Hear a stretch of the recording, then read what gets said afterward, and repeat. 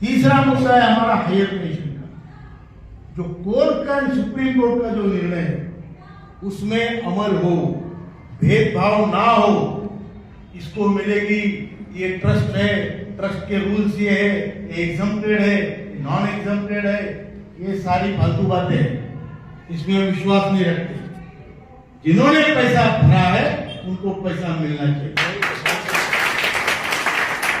जो पैसा भरना चाहते हैं उनको मौका देना चाहिए। दूसरी बात, अभी शर्मा सर मेरे से बात कर रहे थे कि ये जो कर रहे हैं कि पहले आप पैसा भरो, फिर हम सोचेंगे, फिर हम आपको आपका पैसा वापस करेंगे। अरे भाई, इतना ड्राइविंग प्राणायाम किसने करना है?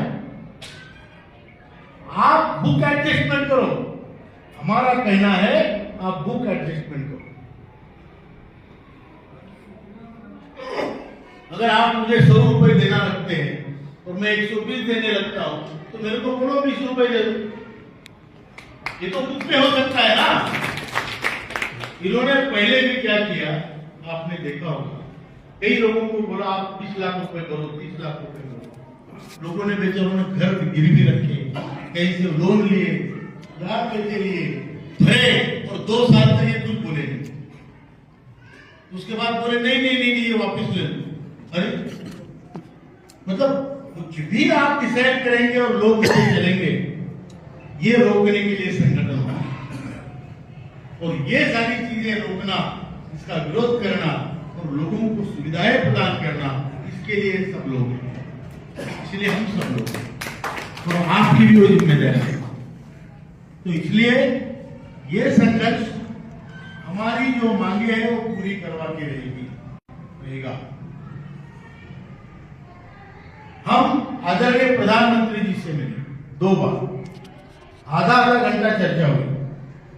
उन्होंने पहली बार में चर्चा के बाद ये बोला कि आपका प्रश्न बहुत जेन्युइन है, सच्चा है और ये होना चाहिए, ये प्रधानमंत्री के शब्द है। और उन्होंने डॉक्टर जितेंद्र सिंह जी हमारे साथ वहां पे थे, जो पीएमओ के राज्य मंत्री है, उनको बुलाया और बोला डॉक्टर साहब इनका जो कहना है पूरा लिख लो, इनको जिससे मिलना है मिलवा दो, ये काम हमें करना है।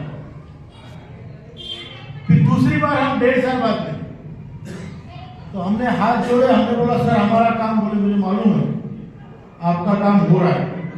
मैंने बोला हो रहा है मतलब आप डिक्लेयर कर दो सर, वो चाहे 4 महीने बाद हो, लेकिन आप डिक्लेयर तो कर सकते हैं। बोले ये डेमोक्रेसी है, इसमें ऐसा नहीं होता है, इसमें ब्यूरोक्रेसी से पूरा हिसाब किताब देना पड़ता है, पूरे फाइलें चलती है, उसके बाद अनाउंस मैं करूंगा, निर्णय मैं लूंगा, वो बात सही है, लेकिन उसके पहले ये सारी व्यवस्था को काम करना पड़ता है, इसलिए इसमें देरी हो सकती है। हम निर्मला सीतारमण जी से 3 बार मिले और उनको ये कहा मैडम आप बताइए हम भारत माता के सौतेले पुत्र है क्या? आप यूपीएस पेंशन में 18.5 योगदान करते हो सरकार की तौर पर और हमारे पेंशन में 1.16। तो उन्होंने कहा ऐसा नहीं है, यूपीएस के जो लोग हैं वो भारत सरकार के कर्मचारी हैं और भारत सरकार उसकी एम्प्लॉयर है, इसलिए वो 18.5 हम देते हैं।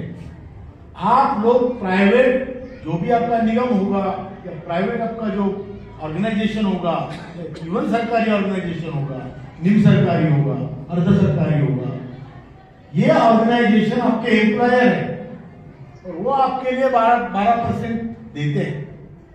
अब उसमें आपका हिसाब किताब होगा।